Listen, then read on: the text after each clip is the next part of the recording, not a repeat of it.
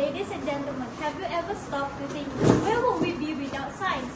I mean, we'll probably still be trying to light fires with sticks and rocks. And I don't know about you, but I'm not cut out for the caveman life. I can barely survive without Wi-Fi. Science is everywhere.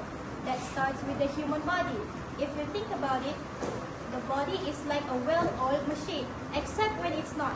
I wake up every morning and the first scientific question I ask myself is, why does my back hurt like I'm 80 years old when I'm only in my 70s? The answer? Science! Apparently, it's something called aging and gravity. These forces work together to make sure I'm stiff as a board just from sleeping. And I mean, how scientific can it get? And then there's hospital. Ah yes, hospitals, where science really flexes its muscle. Ever go in with a tiny cough and 5 minutes later, you're hooked up to 47 machines with a doctor using scientific words that sounds like spells from Harry Potter? You have an issue with your sphygmomanometer? I'm like, is that near my appendix or my wallet?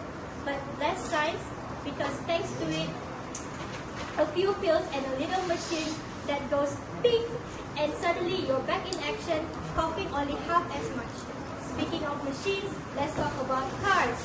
Science is what gets us from point A to point B, or if you're like me, from point A to oops, I missed the turn again.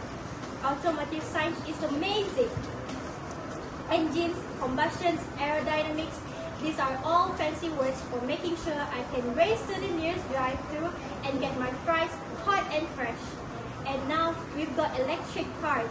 We're basically driving around science experiments with wheels. Sometimes I wonder if my car's smarter than me with all those sensors and autopilot features. I wouldn't be surprised if one day my car turns around and says, "You've been driving too long, buddy. Take a break." But let's not stop here. Buildings and infrastructure.